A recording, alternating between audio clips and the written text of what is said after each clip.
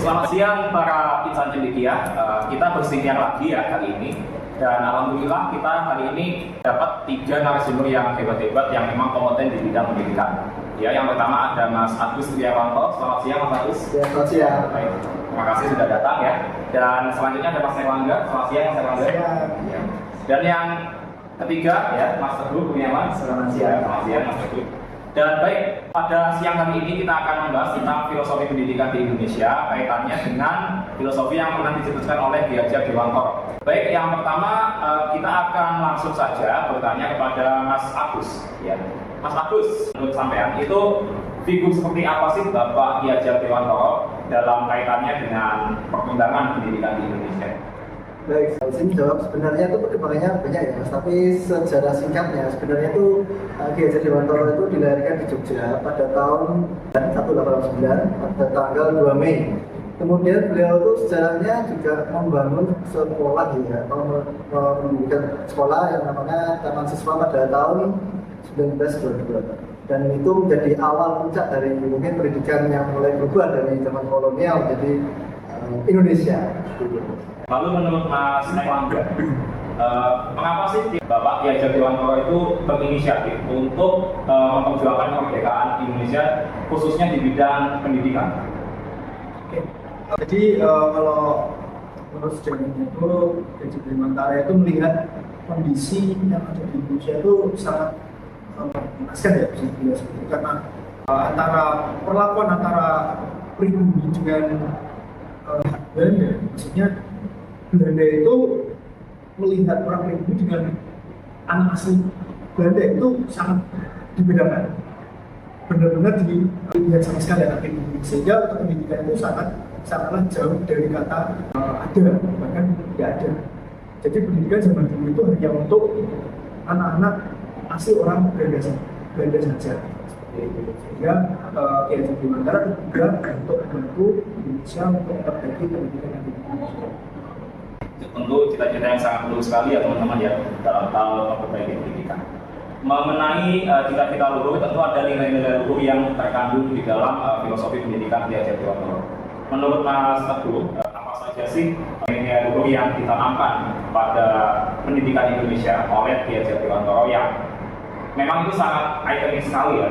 Ada 3, yang mana salah satunya ada di topi kita ketika sekolah SD, SMP, SMA. Monggo Mas. Terima kasih atas pertanyaan tadi dari rekan-rekan sudah menjawab cukup lengkap sekali. Di sini saya akan cukup singkat seperti itu di sepemahaman saya. Tentu untuk nilai yang berkaitan dengan pendidikan dan menurut Ki Hajar Dewantara tadi memang seperti yang disampaikan oleh Mas Ihsan itu ada 3. Yang pertama itu adalah Ekaso Soktiwodo itu tadi. Kemudian yang kedua itu adalah Imam Muhammad Waso, dan yang ketiga tadi yang seperti yang disampaikan oleh Mas Ihsan itu yang ada di topi-topi anak SD ya tadi yang disampaikan tadi itu adalah kebolehan ayat. Ya.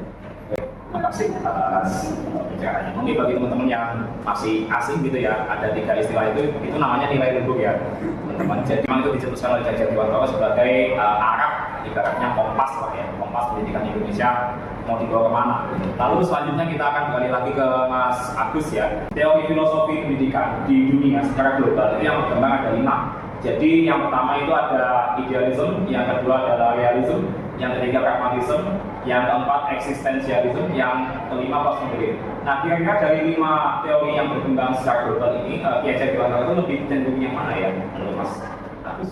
Oke, karena beliau ini memang lulusan atau pendidikan dari kolonial Belanda ya.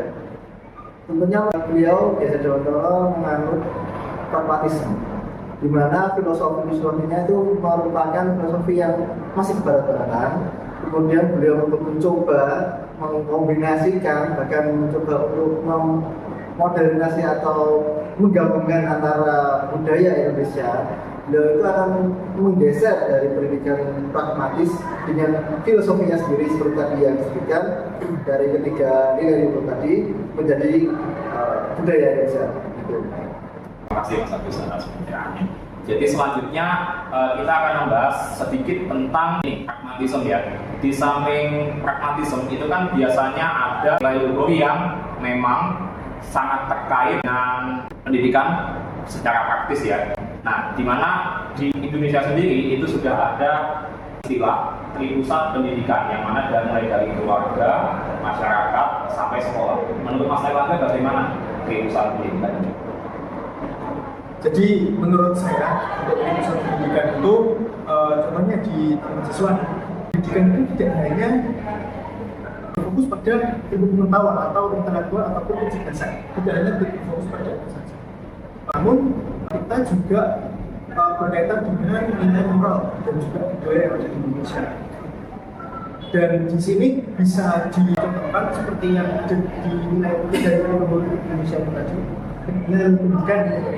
Di sini guru itu nggak hanya mengajari, tapi juga memberikan teladan dan juga motivasi kepada siswa. Dan disitulah kenapa seorang guru itu nggak boleh hanya pintar saja, tapi juga memiliki nilai moral yang baik dalam diri seorang guru. Terima kasih Anda. Memang sangat luar biasa sekali terkait tripusat pendidikan. Tentu dalam hal ini kita ada sedikit irisan dari 5 teori filosofi pendidikan di dunia yang kaitannya dengan apa yang sudah diterapkan oleh Ki Hajar Dewantara. Nah, mungkin kita bisa sedikit untuk Mas Teguh sendiri, apakah filosofi global yang lain itu masih ada irisannya dengan filosofi yang kecenderungannya dimiliki oleh Ki Hajar Dewantara? Terima kasih. Jadi memang kalau berkaca pada Ki Hajar Dewantara itu lebih ke arah pragmatis tadi.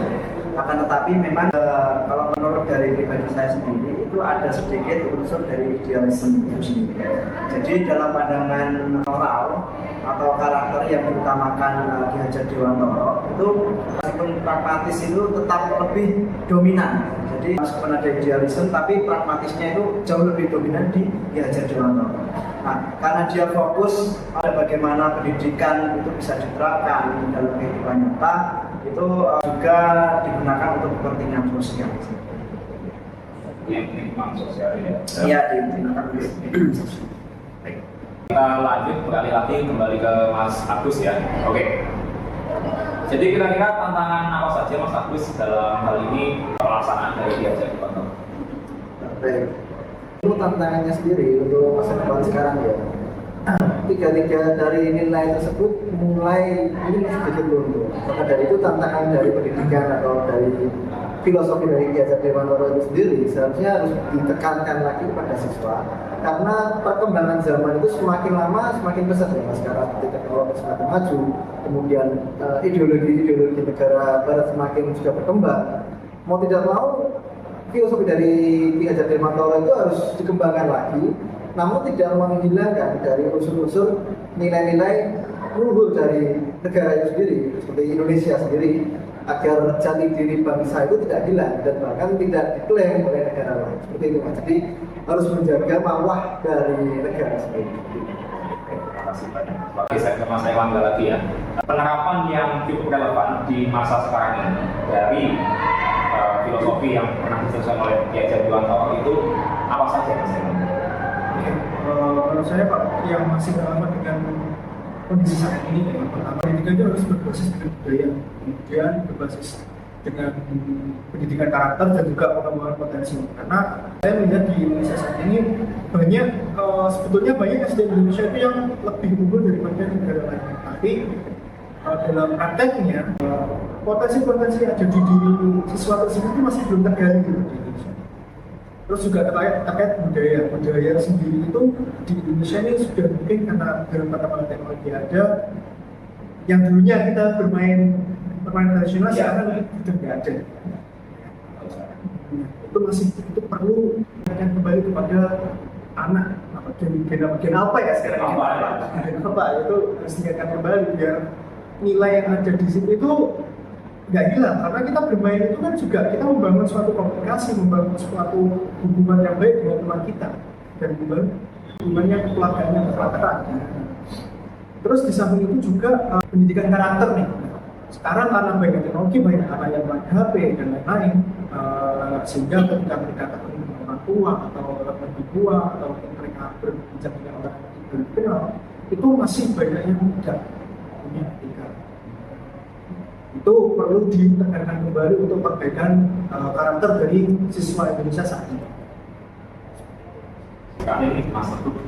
Jadi kalau menurut Mas Teguh itu, apakah Mas Teguh kira-kira setuju apa yang disampaikan oleh Mas Erlangga kaitannya dengan pendidikan tidak hanya tentang intelektual saja? Kalau menurut pribadi saya sendiri cukup setuju ya apa yang disampaikan oleh Mas Erlangga, karena memang pendidikan itu tidak melulu pada ranah intelektual saja, tapi juga seperti yang disebutkan Mas Erlangga tadi, itu ada pendidikan karakter itu sendiri. Karena memang seperti yang kita lihat tadi di Gen Alpha sendiri itu untuk saat ini pendidikan karakternya itu dibandingkan yang mungkin generasi sebelumnya itu agak sedikit terjadi merosot kalau bahasa saya. Sehingga kita sebagai seorang guru tentunya harus bisa gimana caranya bisa berkembang dan juga pendidikan karakter itu bisa dilaksanakan di sekolah itu sebaik mungkin, sehingga harapannya nanti ketika mereka sudah dewasa, pendidikan karakter itu mampu dibawa ke ranah ketika mungkin dia bekerja ataupun mungkin di kehidupan masyarakat. Baik, luar biasa sekali dari biasa waktu. Sayang sekali kita sudah ada di penghujung acara.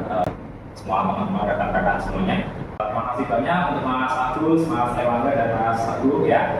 Dan tidak terasa para insan cendekia kita sudah kurang lebih 10 menit menemani dalam siniar. Dan semoga apa yang kita siniarkan hari ini membawa manfaat baik untuk kita. Amin. Ya, dan semoga kita semua terus semangat dalam hal menuntut ilmu dan sebagai pembelajar sepanjang hayat. Mungkin itu dari kami semua dan selamat siang, salam cendekia. Terima kasih.